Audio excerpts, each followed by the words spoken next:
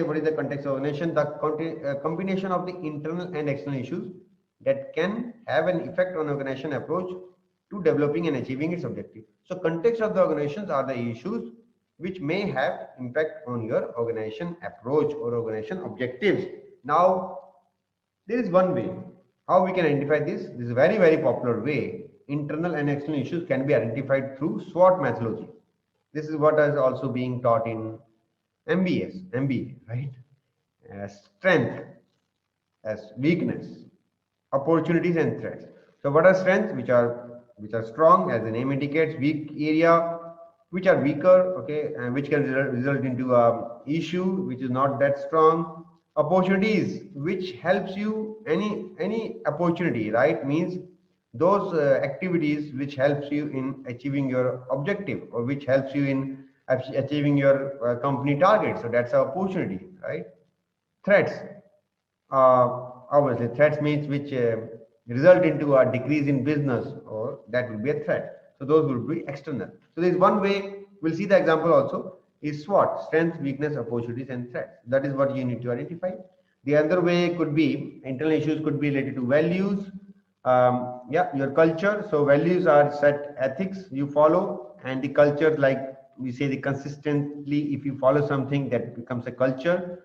And it could be related to your knowledge, it could be related to your performance. Now this is very, very important. Like external issues could be in the form of pestle analysis. What is this pestle? PESTEL. P for political. Suppose if the government is changing, right? You can perhaps understand, if government changes, there are so many business which are sometimes relying on the government, one government, right? And it may happen that if the government is changing, the that business might be impacted. Let's say, take the example of fastest growing FMCG company of Baba Ramdev, Patanjali. Like, you perhaps can imagine that if the government, like now there is a BJP and then there's a Congress, so you know that if the government do change, that could result into an impact on the business. Okay, I'm not getting into this politics, but I'm just giving an indication. This happened in South Africa also, that there were like Gupta brothers, and Gupta brothers had a close association with the previous president of South Africa, and that's how this politically, when the instability was there, their business was highly impacted. So what does it mean? That means if the political power change, would that result into a business impact?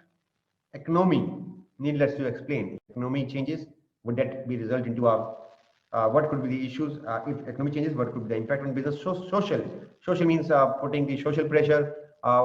Recently, a year back or so, a few times back, it happened that in the southern, there was a plant of Hindustan Group, Hindustan Zinc, I believe, and they had to close that plant because there were a lot of there was pressure, society pressure. The villagers had this, they were totally against that plant because of this pollution. And even what happened in West Bengal, the Tata Motor has to shift their plant from the West Bengal to the Sanand, like Gujarat. They have shifted their whole plant. So that was basically a kind of social agitation or social pressure.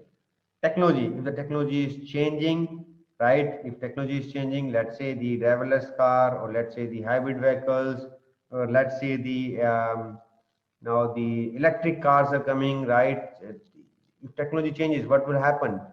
Now the companies, I remember one company where I was doing consulting.